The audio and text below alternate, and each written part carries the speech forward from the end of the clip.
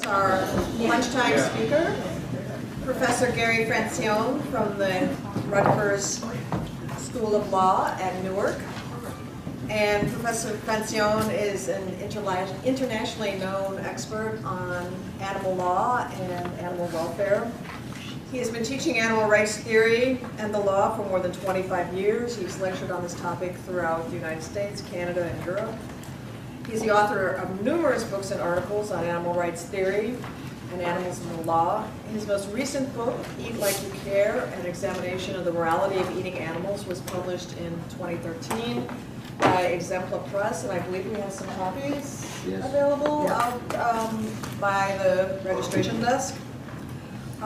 He and his colleague, adjunct Professor Anna Charlton, started and operated the Rutgers Animal Rights Law Clinic from 1990 to 2000, making Rutgers the first university in the U.S. to have animal rights law as part of the regular academic curriculum and to award students academic credit, not only for classroom work, but also for work on actual cases involving animal issues. So please join me in welcome Professor Gary Francione.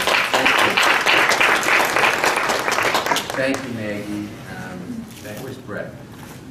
Well, if he were here, I will thank you this afternoon. This is the second time I've been at DePaul. This is the second conference you've had, right? And all right. And this morning, I had the pleasure of saying hello to David Faber, who, when I was flying in this morning, it occurred to me that it was 30 years ago, roughly, it's 29, almost 30 years ago that I met David. I was just starting to teach at the University of Pennsylvania. It was my first semester, and there was a conference. Was it in Virginia? Where was that conference, David? It was Boston, it's the mist of time, yeah, exactly. But we've been doing this for a long time. Okay, what I want to talk about today, and let me preface my remarks with. I have a different sort of view about some of this stuff, and I don't like a lot of what I see in the animal movement these days.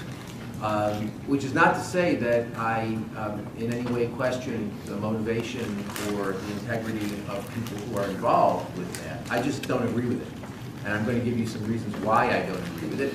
But, and I hope that if you disagree with me, that you will be able to engage me as to why you disagree with me. But don't take it personally. Okay.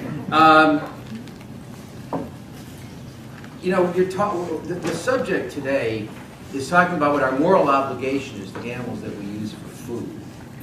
And what I would like to suggest is that if we regard animals as having any moral value at all, that is, if we regard them as not being things, as having moral value, the issue is not how we exploit them for food, but it's recognizing our obligation that we can't morally justify exploiting them for food. And the argument that I'm going to make is that basically if animals matter at all, veganism is the only rational response as a moral baseline. It's the only thing that we can rationally propose in light of that recognition. And I'm going to make basically 4 points. The first one is that the use of animals for food necessarily assumes that animals don't have an interest in their lives, that their lives don't have moral value. They don't have an interest in life, or morally significant interest in life. Their lives don't have moral value. The second point I'm going to make is even if we put that issue aside, we still have a problem with the idea that there are various levels of suffering. Even if we assume animals don't have an interest in continuing to live, which I think is crazy, but we'll talk about it. It certainly is a dominant position amongst the movement, society generally, and many animal ethicists. But even if we put that aside and we say that the primary interest that animals have is an interest in not suffering, I would like to suggest that using animals for food cannot be morally justified. The third thing I want to talk about is the fact that the present animal movement, and it's been involved, it's been doing this for a long time. As a matter of fact, I wrote a book about this in 1995 because it was starting to go in this direction, but it's now really sort of gone in the direction of animal organizations trying to create a market for products, animal products that supposedly represent a higher welfare value, and I'm going to talk about why I think that's a bad idea. And then I'm just going to end with a proposal as to why or how we could think about this a little bit differently. Okay. Is it okay? I move. Is it okay if I move? Because I wouldn't do it anyway. All right. The use of animals for food necessarily assumes that we do not regard animal life as having moral value. Think about it for a second. We would never say that taking the life of a human being is not a harm. We would, I mean, obviously, if I'm going to kill you, it's better that I kill you without a lot of pain first. But if I sneak into your room tonight while you're asleep and I shoot you, you won't, if I do it correctly, you won't feel anything. But nevertheless, I think most of us would suggest that that's harming you, that we regard that as a harm. Why? Because depriving you of your life is a harm. You have a morally significant interest in continuing to live. You obviously have a morally significant interest in not suffering, so I shouldn't torture you first. But if I don't torture you and I just shoot you, I've deprived you of your interest in continuing to live. Very bad idea. You have a morally significant interest in continuing to live. My shooting you, my killing you even painlessly, deprives you of that. We don't think that way when it comes to non-human animals. We don't think that way. We think that if we treat them all right, if we give them a reasonably pleasant life and a relatively painless death, we haven't harmed them. Okay? We have this idea that killing them per se is not a morally problematic thing to do. Okay? Now, where does this come from? I would suggest it is the basis of the animal welfare position. It is conventional wisdom. It's what most people believe. And it comes straight out of the development of the animal welfare movement in the 19th century. I mean, think about it for a second. Before the 19th century, you have this idea that animals don't matter. Why don't they matter? Well, you know, some people said because they're not made in God's image, they don't have souls, etc. But so they were spiritual inferiors. However, other people said, many other people said, the problem is there are cognitive inferiors. We're rational, they're not. We are self-aware, they're not. We use concepts, they don't. So they're cognitively different. They're mentally different from us. And because of these cognitive differences, they don't matter. They're outside the moral community. They're things we can do with them what we want. Okay? I mean, there's this idea that, you know, that the pre-19th century thinking was dominated by René Descartes. He's actually sort of unique in the history of philosophy. There are very few philosophers who took the position that Descartes arguably took, which was that animals were not conscious at all and therefore had no interest because they weren't sentient. They had no subjective awareness.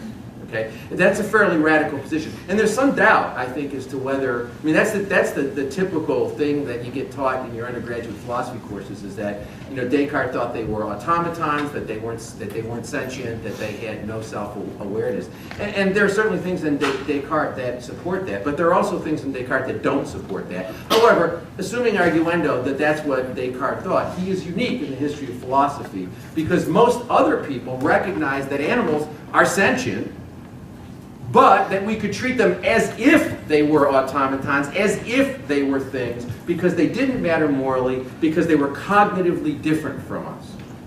Okay? This changes in the 19th century fairly dramatically, fairly quickly actually, in terms of the history of ideas. This change happens relatively quickly. And what happens is you get a bunch of social reformers focused on issues like race-based slavery, the right of women to vote, children's issues and things like that. They're basically progressive social thinkers, people like Jeremy Bentham, people like John Stuart Mill. And they say, hey, look, you know, this idea that animals can't think, or they can't reason, or they can't use abstract concepts, etc. That, you know, maybe yes, maybe no, but the bottom line is it doesn't really matter because they can suffer, and if they can suffer, that matters morally. So, you know, you get the famous quote by Bentham that's actually in a footnote. very important footnote. But the footnote in the Principles of Morals and Legislation, where Bentham says, the issue is not can they think, can they reason, but can they suffer? And so he introduces this idea that if animals can suffer, then they're members of the moral community. We have to treat them with respect. We have to treat them, we have moral obligations that we owe, and that we owe directly to them. This is a revolutionary idea. You don't find this idea in Western thinking, really. I mean, there were some people who suggested it, but basically you don't have it as a widely accepted social idea until the 19th century. Okay? So Bentham comes along and says, look, animals matter, they can suffer. Now, Bentham kept on eating them. How did that work? Okay? The desire to consume animal products has clouded some of the greatest minds in human history. I mean it literally. So how did Bentham make this work? Bentham made it work in the following way. He says, look, animals can suffer, and we have an obligation not to make them suffer, quote, gratuitously. However, it's okay for us to keep on using them because they're not self-aware. The cow doesn't care that we eat her. She only cares about how we treat her and how we slaughter her. So she's not self-aware. She's not worried about the future. She's not a future, she doesn't think in terms of future. She's not self-aware. Because she's not self-aware, it's all right for us to kill and eat her as long as we treat her humanely. Boom. There is the birth of the animal welfare movement, which we have today. The idea that it's all right for us to use animals as long as we treat them in a particular way, as long as we treat them humanely, as long as we don't subject them to unjustifiable suffering, whatever that means. But that is the basis of the animal welfare movement that we have today. The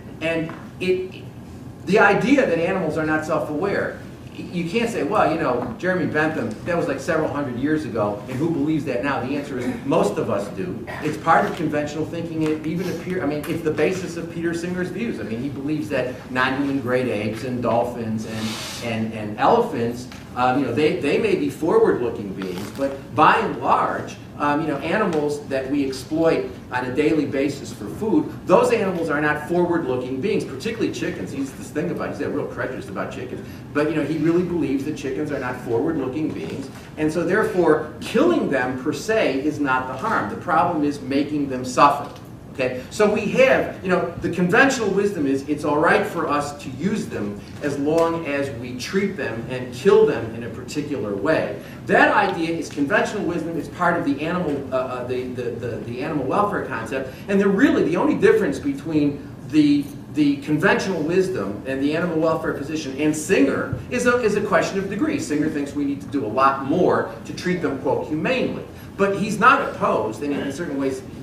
As an act-utilitarian, he arguably can't be opposed to their use institutionally. It's not that he thinks that killing them per se is the problem. The problem is they have interests, particularly an interest in not suffering. And so if we make them suffer, that's bad. And so we ought not to, we've got to take that seriously. But killing them is not per se a morally significant problem. Now, I think that that's just wrong. I think it's wrong, and I think it's speciesist. I think what it does is it assumes that the only way to be self-aware is to be self-aware in a human-like way.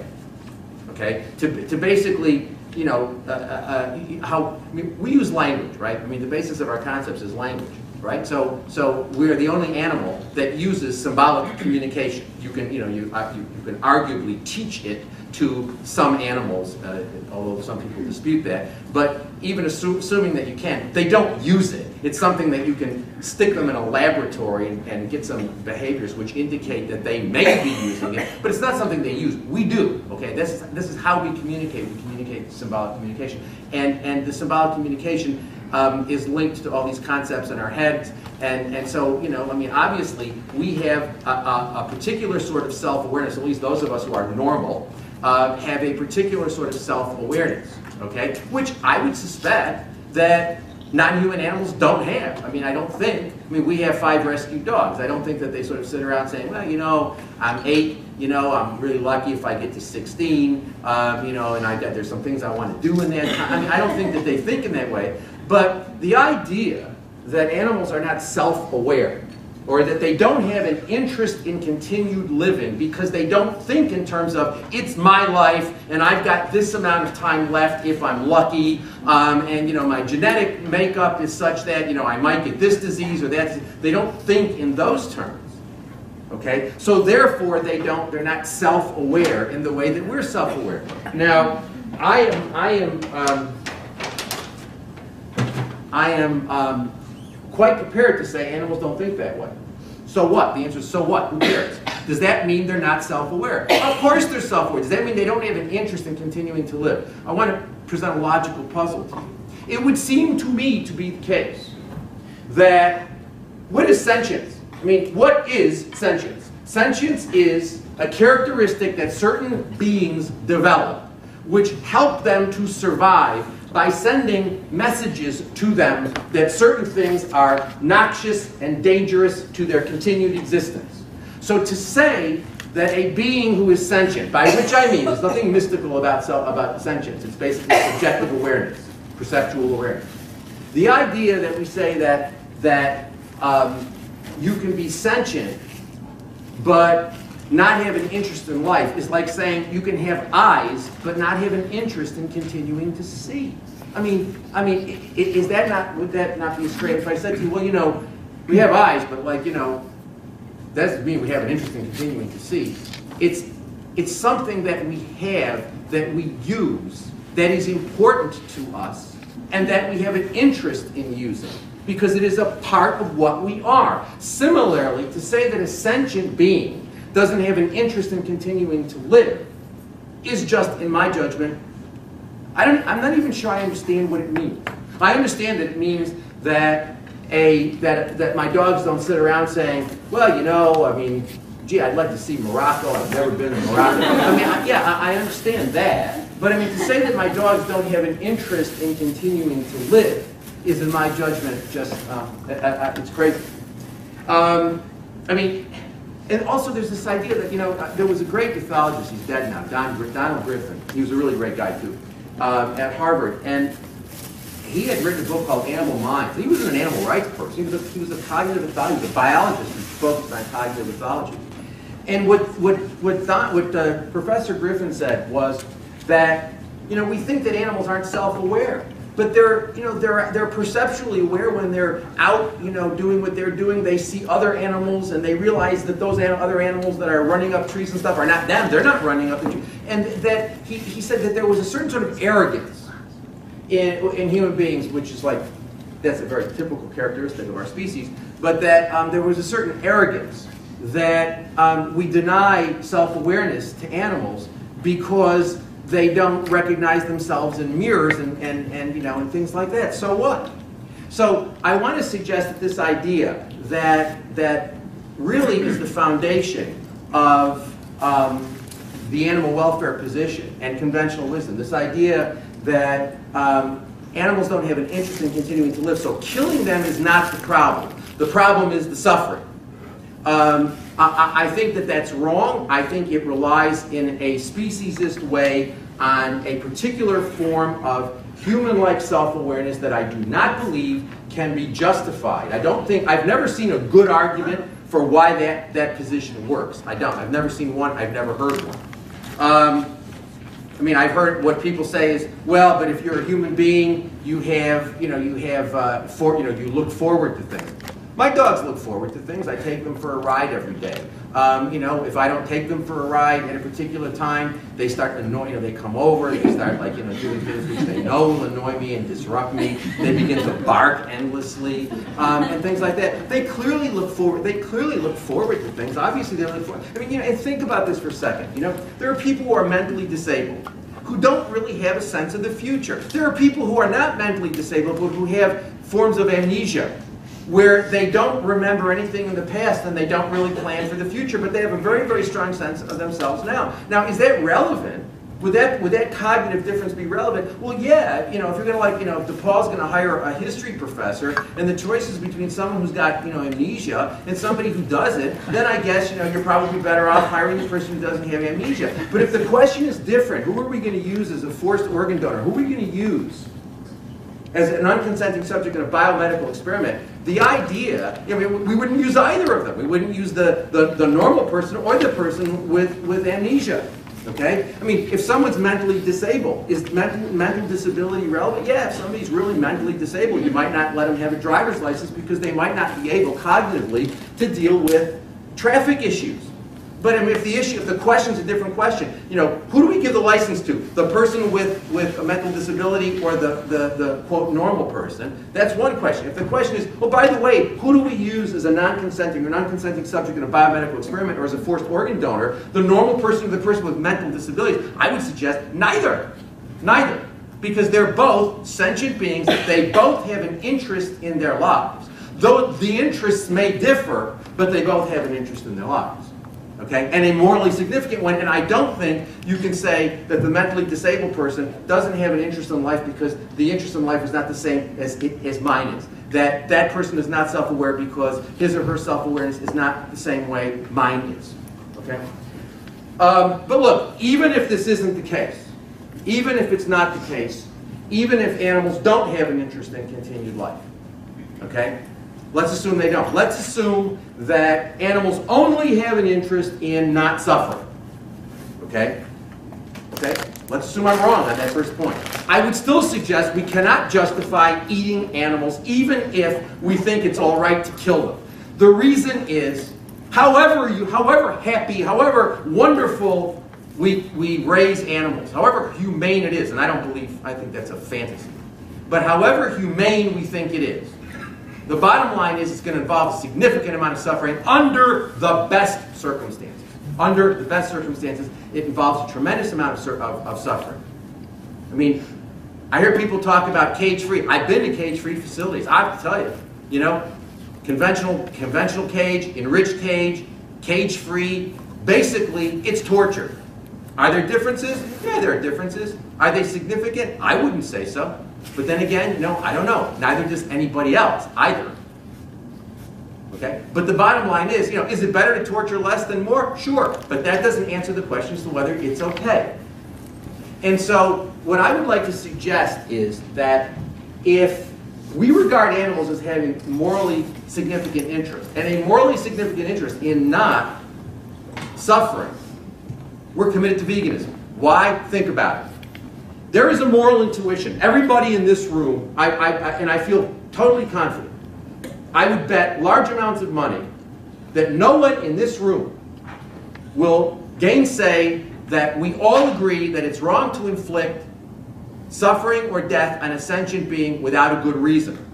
We may disagree on what constitutes a good reason. But you know, instructive in this context is my old friend, actually I've never met him, but my old friend Michael Vick, the gift that keeps on giving. I've not only not ever met him, but I have never watched a football game in my entire life. I hate organized sports, and I hope to leave planet Earth without ever seeing one. I just don't. But so I know, as a matter of fact, I know he played football because he plays football because I was told that. But I've never seen him play. However, he is the gift who keeps on giving, as far as I'm concerned. In the following way, Mike Vick was busted in 2007 because he was running a dogfighting operation in some property he had in Virginia. Okay? It's now 2013. You still cannot see a mention of Michael Vick anywhere on the internet without animal people, you know, piling on top and saying evil, bad, horrible, kill him, you know, blah, blah, blah, blah. You shouldn't be playing football, you shouldn't be living, you shouldn't be breathing, you shouldn't, whatever. Okay? People despise Michael Vick. Why? Why? What he did was wrong. Why is what he did was wrong? I mean, are we going to be that superficial and say just because it was dogs? I mean that's pretty superficial. If that's your answer, don't tell me because I'll think you're superficial. But the reason why we think that what Mike Vick did was wrong was because he imposed suffering and death on animals, and he had no good reason. He just enjoyed it. It was something he got pleasure from. And even though we might disagree about the circumstances under which it's all right to inflict suffering and death on a sentient being, I would say absolutely not, even if it's going to cure human illness. I mean, I'm totally opposed to the use of animals in vivisection. You might say, hey, look, if it's really going to solve, if really going to solve the problem, I would say that's okay. So you and I may disagree on that, but we would both agree, even if you think some forms of vivisection are okay and I don't, we would both agree that it's wrong to inflict suffering and death for reasons of pleasure. Because you know what? If you don't accept that limitation, then the rule that it's wrong to inflict suffering and death without a good justification is meaningless. I mean, if I say to you, look, I think it's wrong to inflict suffering on children without a good reason, but I do like to hear them scream. So that justifies it. You would say, well, gee, that's an exception which is now created. You've now created an exception that you can drive a truck through, and the rule is meaningless. Okay, but the problem is when it comes to animals, we're all Michael Vick. That's actually the thesis of the book that Anna and I just did. Is that as far as animals that we eat, we're all Michael Vick. We eat 58 billion land animals a year. Do you understand how many animals that is? 58 billion. A billion is 1,000 million. And I'm pretty good with math, but you know what? I can't get my head around that. That's an extraordinary number. And we don't even know how many sea animals we eat. I mean, the estimates are basically 1 trillion. And everybody agrees that's like a very conservative, 1 million. Okay? So everybody agrees that's a very, very small number. What's the best justification we have for that? They taste good. We don't need to eat animal products. I mean, I have been a vegan. This is now my 32nd year. I got more energy than most of my students, who are now young enough to be my grandchildren. And I can't remember the last. I mean, we don't need this stuff. We don't need milk, cheese, meat, fish to be optimally healthy. Indeed, mainstream healthcare people are telling us that animal products are detrimental for our health. But the studies seem to show that. But you don't have to buy them. I mean, the bottom line is there is no evidence, no empirical evidence out there that you need animal products to be optimally healthy. So that's all you have to accept, and that seems to me to be rather uncontroversial. Okay.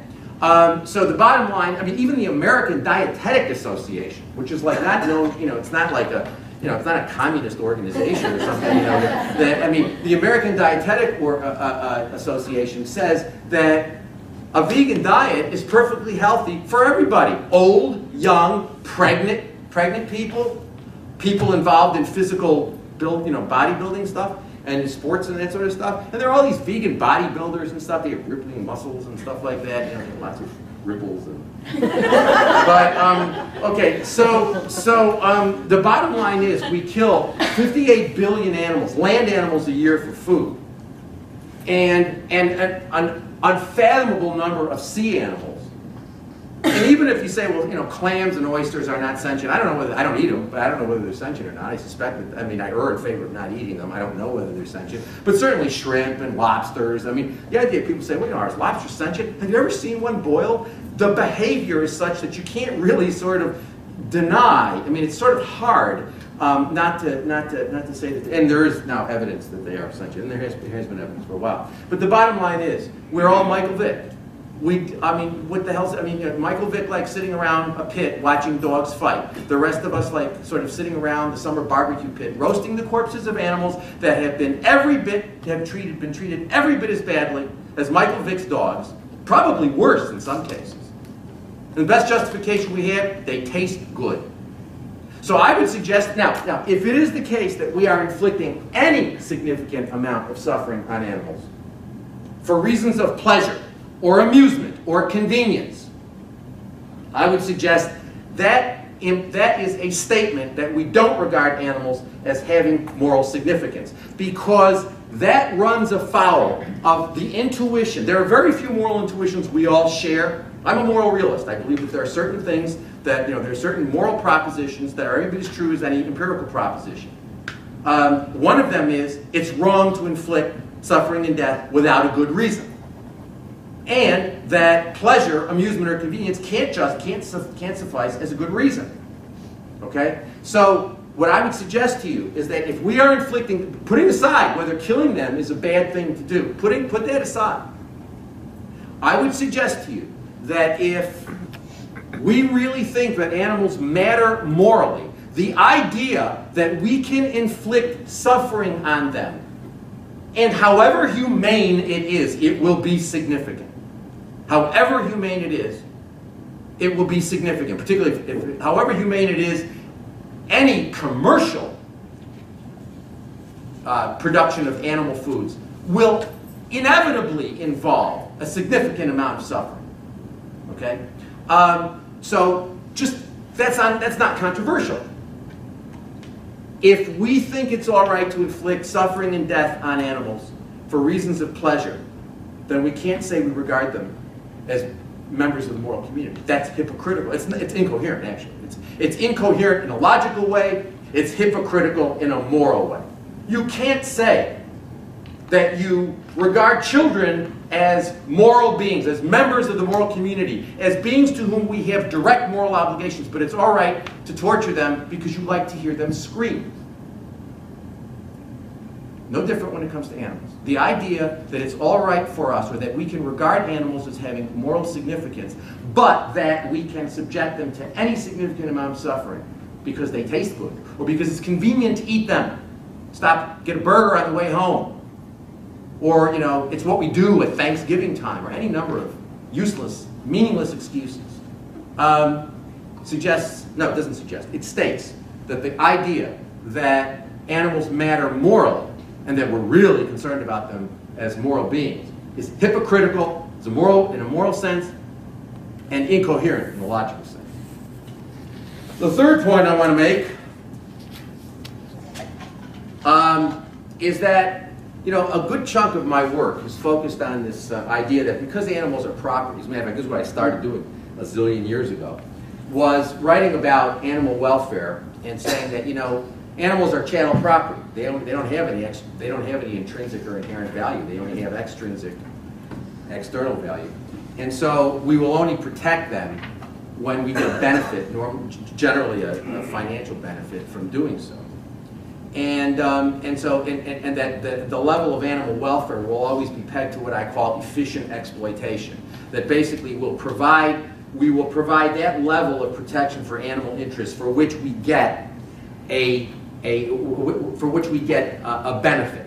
Okay, we don't do it for them. We do it because we get a benefit, generally a financial benefit. So, you know, the classic example, there's like 30 trillion of them, but the best example is the Humane Slaughter Act of 1958. Okay, where large animals, you know, the cows and pigs and calves and whatnot, you had to, unless it was kashrut or halal, you had to stun them and render them insensible before they were shackled, hoisted, and cut. Now, if you look at the legislative history, what you see is plenty of evidence that Congress actually explicitly relied on, saying that, you know, when you got an animal hanging upside down, large animal, they move around and they're conscious, they move, the pelvis break, they move around a lot, they bump into workers, you have worker injuries, you have carcass damage. This is not a good thing. We ought to, it's better to render them insensible, and it's also the economically good thing to do. What I basically argued in my first book, Animals, Property, and the Law, was that if you look at the history of animal welfare reform, going back to England, you see that most animal welfare reforms fit that paradigm, that the only time we protect animal interests is when we recognize that some form of animal use or some form of animal treatment is economically inefficient. We're not behaving rationally and efficiently, so we'll shore up the system and we'll provide some protection that will then make the use economically rational. Okay? I would suggest that there are really very few instances of animal welfare reform in the history of the law that don't fit that paradigm. What concerns me now, and actually when I wrote Rain Without Thunder in 1995, I thought the movement was going in a bad direction, although not even I was cynical enough to think in 1995 that it would go into the direction that it's gone now, which is basically what I call the happy exploitation movement, where now you have animal advocates basically trying to create a market for, quote, higher welfare products. Let me, this is only my second PowerPoint presentation in my entire life. Well, that's really good, Maggie. Okay, DePaul University is a place. We'll get Brett in here. What? We'll get Brett in here. He's Okay. the technical person. Well, see, what I'm trying to show you is, no, it's not going to help. No. Brett, help. Okay, it's not doing what I want it to do. Make it do that.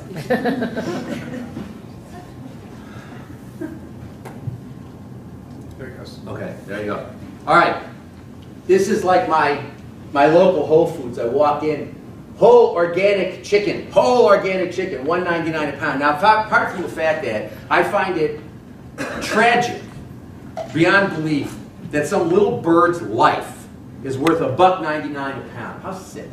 And it's got a thing there. It's got a little.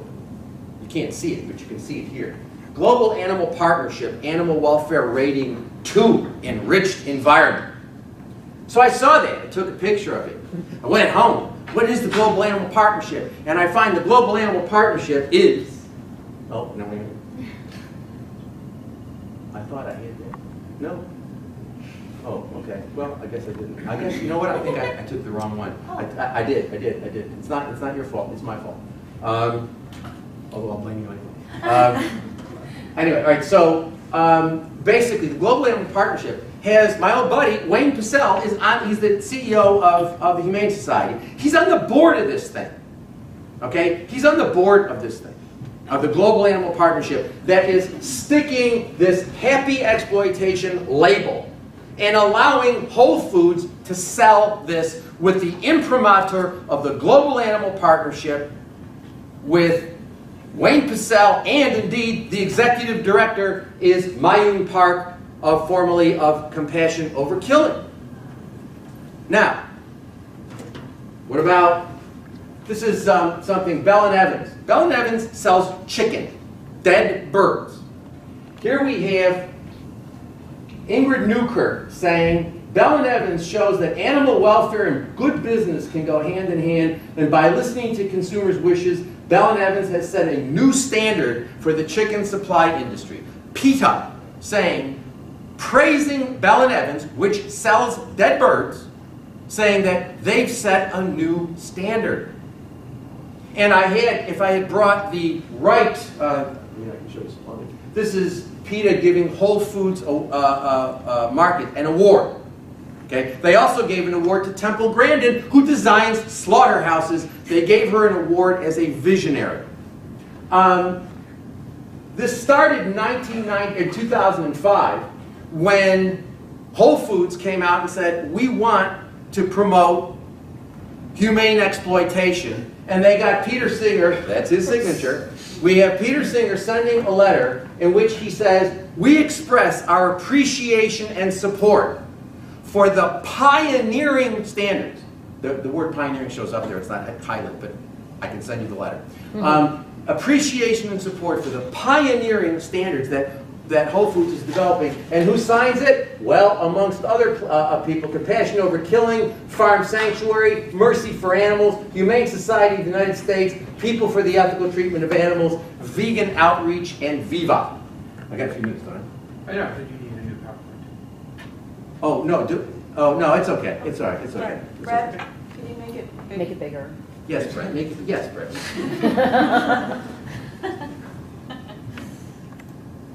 Ah, there we go. There we go. Now you can see even better. Okay, and so you can see who signed this. All right. Now, my friends in the animal protection community tell me they're not promoting happy exploitation. To which I say, if you believe that, I disagree. Respectfully, but I disagree, and I disagree profoundly. The idea that we have PETA saying Bell & Evans sets a new standard for the chicken supply industry, or we have Wayne Pacell on the board of the Global Animal Partnership, and we have stickers on Whole Foods, saying this has got this animal welfare rating, that's got this animal welfare rating, and we're giving awards to Whole Foods, we're giving awards to slaughterhouse designers. We have the father of the animal rights movement, our father, is writing letters to John Mackey saying, we express our appreciation and support. To say, my friends, that this is not promoting happy exploitation is just wrong. It absolutely is. There is no doubt. There is no doubt. You cannot possibly. And you know what?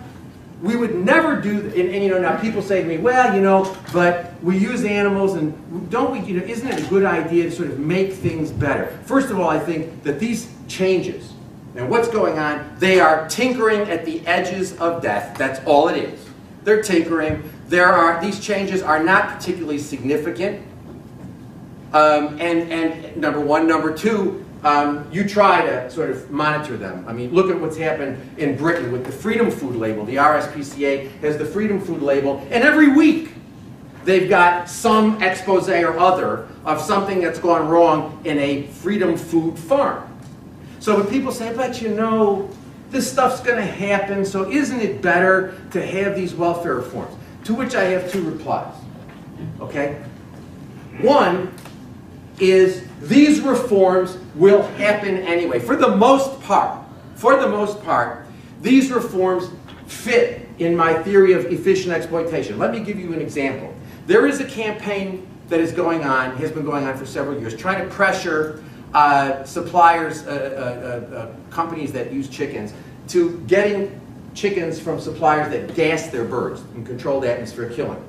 Read the papers. Don't take my word for it. Read the papers. They're available on my website. That PETA has put out and HSUS has put out about controlled atmospheric killing. And what you see is they're reporting studies in agricultural economics journals that it will be cost effective for the industry to move in the direction of controlled atmospheric killing. I mean, look, if you were starting a chicken slaughtering operation tomorrow, you'd be nuts not to use controlled atmosphere killing. It's a much more economically efficient way. And once the present systems, which involve electric stunning and decapitation, or throat slitting, once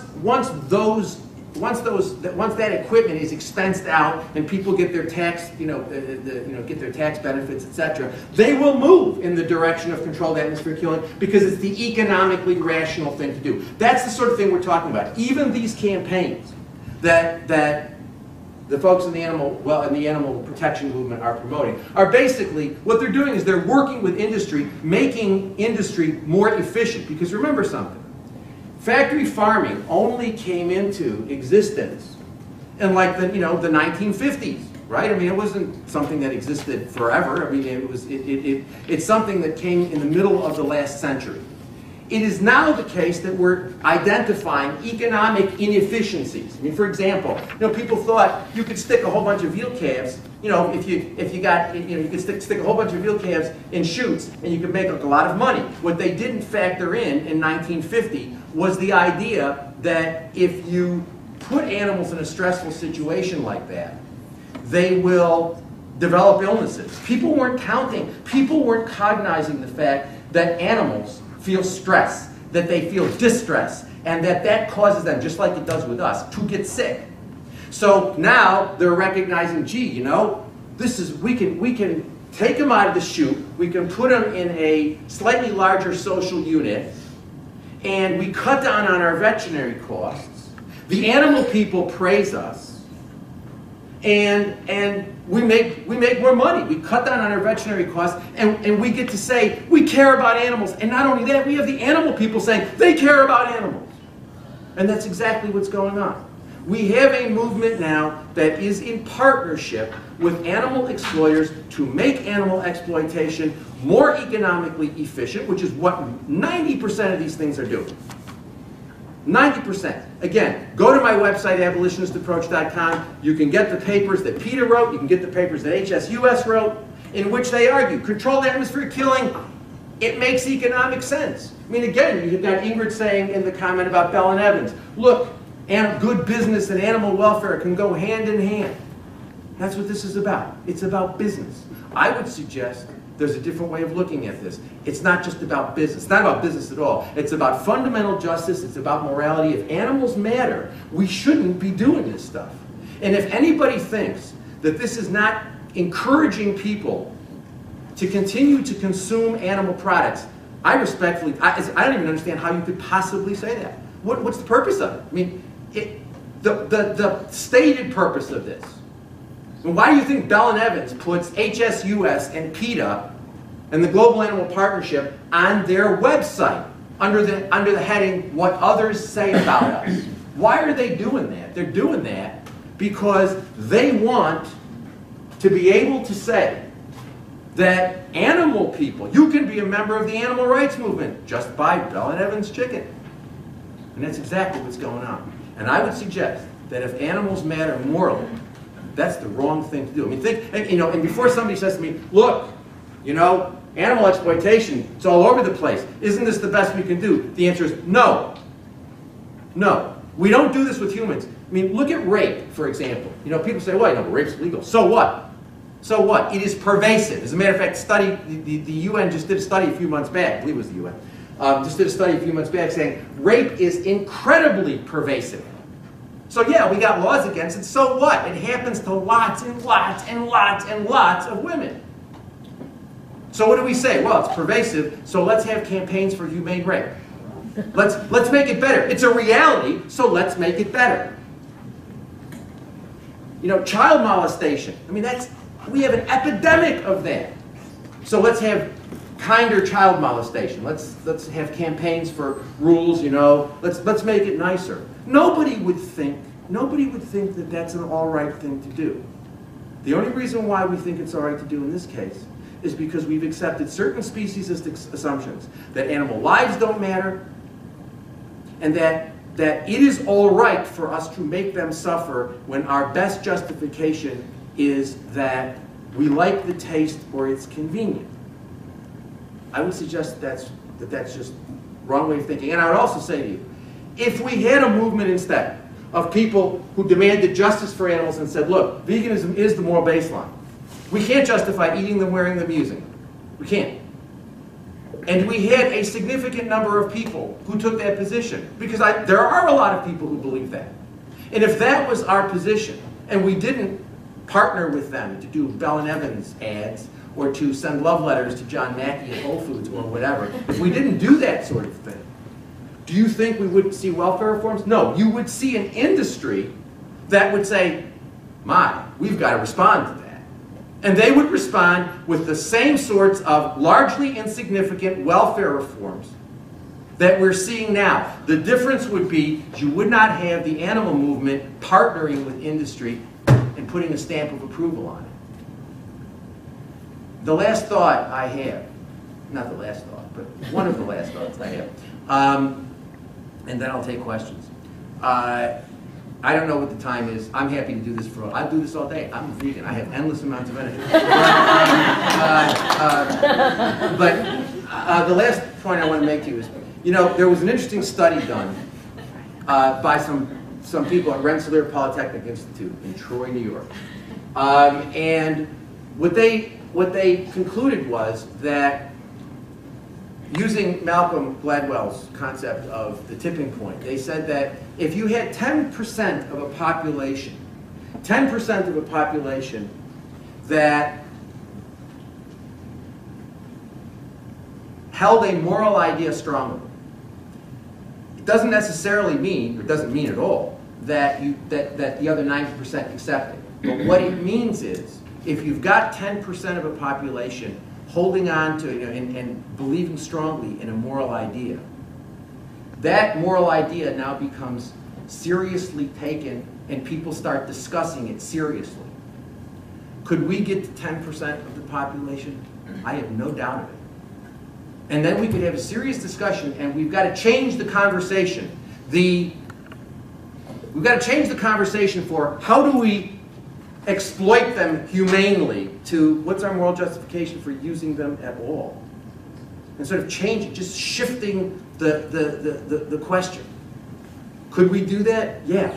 Are we ever going to do it as long as what we're supporting is sticking labels on, animal welfare rating level 2, enriched environment, or Bell and Evans, setting the new standards for chickens, or giving awards to Temple Grandin because she built what she calls the highway to heaven, which is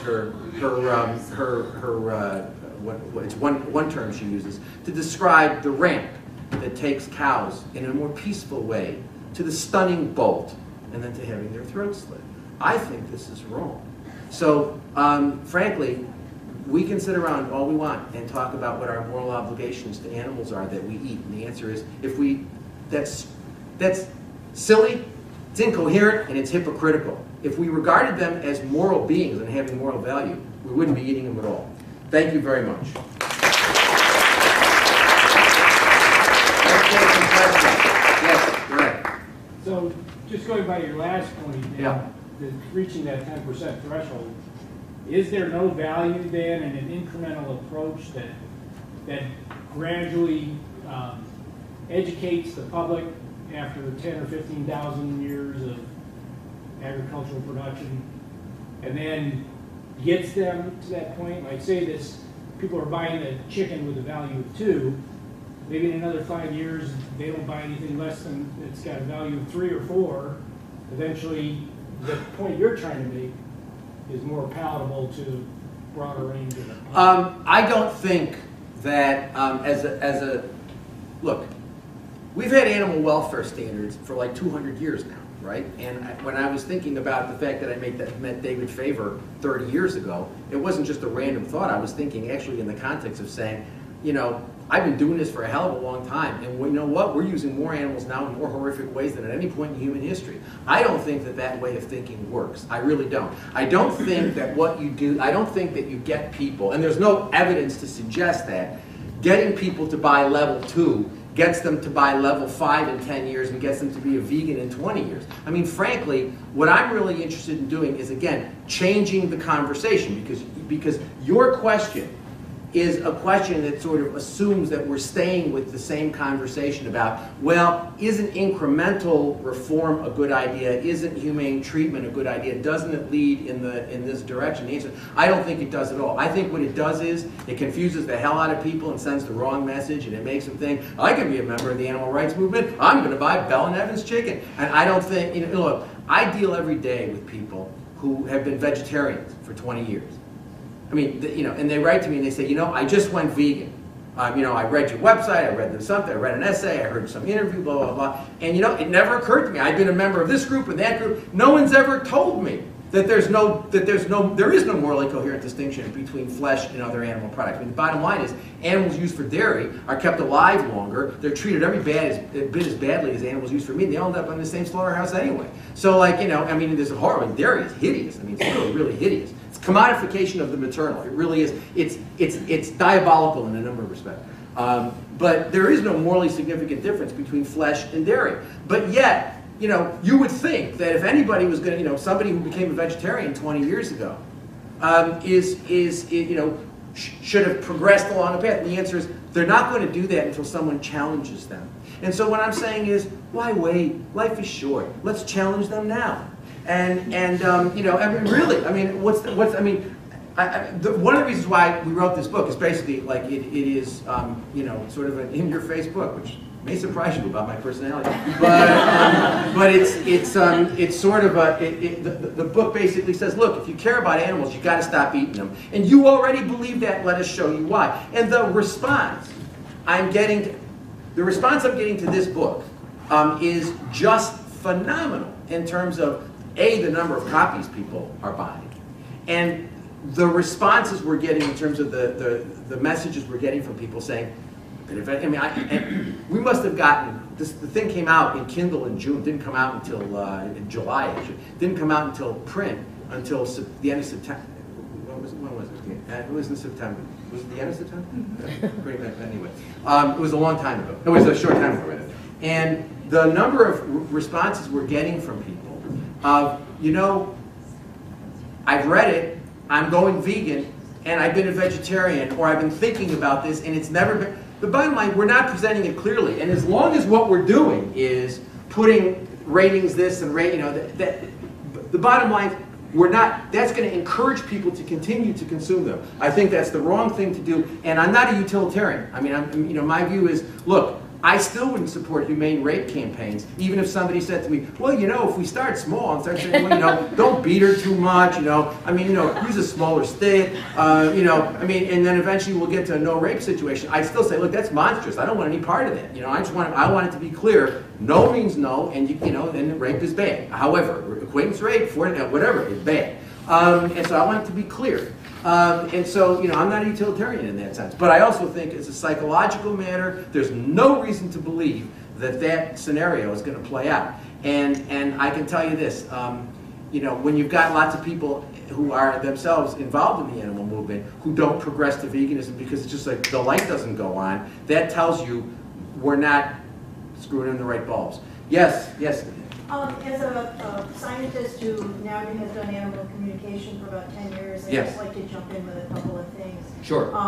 Notably, it amazes me how often I receive messages in metaphor. So the idea that consciousness is different for human beings is becoming less likely truth to me, but that's just my own experience. There's also a component that occurred long ago in classes where people would sit there and say, I love animals, I want to be an animal communicator, but I still eat meat, and I'm guilty as hell about it. And so there's been a lot of discussion among the communication community, and what is arising is that animals are cooperating and volunteering for a lot of missions, so to speak, that we would never imagine.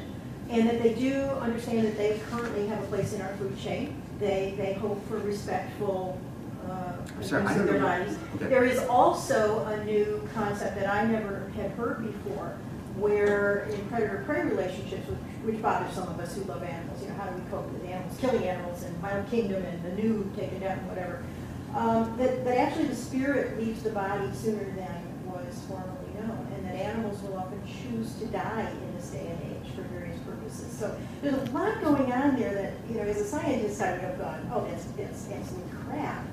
But now it's a really intriguing part of this whole argument is to, they do have preferences, they do make choices. And people said that the slaves, people by the way, but there is a literature. There is a literature. Because the next step is oppression of the oppressed. There is a literature that says that some slaves cooperated and wanted to be slaves. I'm just saying that there's all kinds of stuff going on with the messages that we're getting from Okay, animals. I mean, I don't, It's interesting in this sense. Okay, I really, I don't know much about animal communication. Yes? Professor, how do you see us as attorneys? What would our role be in the abolitionist movement? Well, that's an interesting question. When we ran the clinic, when Anna Charlton and I ran the animal rights clinic at Rutgers, we never did things like, I don't have any interest in drafting wills, that provide for animals or dealing with custody disputes in divorces and stuff like that. What we did was, we basically, I fairly early on understood that the law was useless when it came to changing the status of animals, that it would never do that. And for lots of reasons. The law is essentially conservative. It doesn't lead social change, it follows. But what we try to do is we focused on human rights issues that were related to animal rights issues. So that what we were doing is we represented people who, we represented a lot of students who didn't want to dissect or vivisect. Tons of them. God, tons of them. That was like one of the main things we did. We represented prisoners that wanted vegan food. You go to prison, it's easier to get, the authorities are happier for you to have drugs than vegan food. And they give you a hard time. They give prisoners a really hard time about vegan food. So we represented prisoners that wanted vegan food. We represented people, we did some in the early days, we represented people who were involved in grand jury proceedings, who were thought to be involved in direct action, never anything violent, but were accused of certain things, and they had a right to a defense. We did, we tried, and we, like, people who wanted to have a vegan demonstration, and the police were trying to charge them $300 for a permit, which is like they're not supposed to do that. Or imposing an unreasonable time, place, and manner restriction, stuff like that. So the idea was to focus on human rights issues and to protect and support the people who were out there trying to shift the paradigm, rather than thinking of ourselves as shifting the paradigm, because I really don't think that this is a system. Law school, what's law school? It's like 3 years of property, right? I mean, really, that's what it is. I mean, whatever you're taking some version of property. And so I think that, the law is there to protect property. We're not going to incrementally eradicate or use the law to eradicate property status. It didn't work with slaves either. I mean, you know, we didn't have law which incrementally eradicated the property status of slaves. We had a paradigm shift which also included a civil war, but we had, you know, it wasn't the law that caused the shift or you know, caused the dissolution of slavery. Indeed, the law protected it, because the law protects property interests, and slaves were property. What? One more question. One more question. One more question. Yes. Who within the animal rights community is shifting the paradigm? I mean, Got me. Look. I think the reality is these organizations, they're businesses. You know, they have employees. They've got expenses. And so I understand, I don't agree with, but I understand the economic incentive that gets them to say, look, you know, let's sell happy exploitation. It sells. The public likes it because, you know, it makes everybody feel that they can, you know, it makes the person who loves the dog or the cat or whatever, and you know, says, I'm an animal lover. Well, then go buy your chicken at Bell and Evans. So you know, I understand how it works. I understand the business model. I've been kicking around for a long time, and I've worked with a lot of these organizations over the years. I don't anymore because I don't agree with what they do. But I see, you know, there are grassroots organizations. You know, I'm one person. I don't have a staff. I mean, I have students that help me and stuff like that, and I have other people who volunteer, but I don't have a staff. And you know, we've gone in a year on the Facebook site, the Abolitionist Approach, to 26,000 people, like in a year, and it was like 5,000. When I was here last year, it was like 5,000. It's now 26,000. And I can't keep up with. I get like 400 emails. I cannot. I could take out my phone and I can show you how many emails I have gotten just today since I've been here. It's out of control. There are a lot of people who are interested in this idea. There are a lot of people who are finally getting the idea that this is a waste of time, that promoting this welfare reform is a waste of time. Let's take the time, the resources, the labor, the economic resources, let's put it into a campaign for unequivocal, clear, not rocket science. If if animals matter, we can't eat them, we can't wear them, we can't use them, and let us explain why that's the case. There's an organization, the Abolitionist Vegan Society, that formed recently that is trying to put together grassroots. You know, it's a grassroots organization, and it's trying. As a matter of fact, Sarah Woodcock, who started that organization, is here today, and what they're trying to do is put together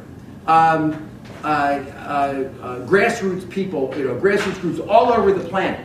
And every weekend she's having this abolition of this challenge. She's getting people to go out on the street, table, leaflet, educate.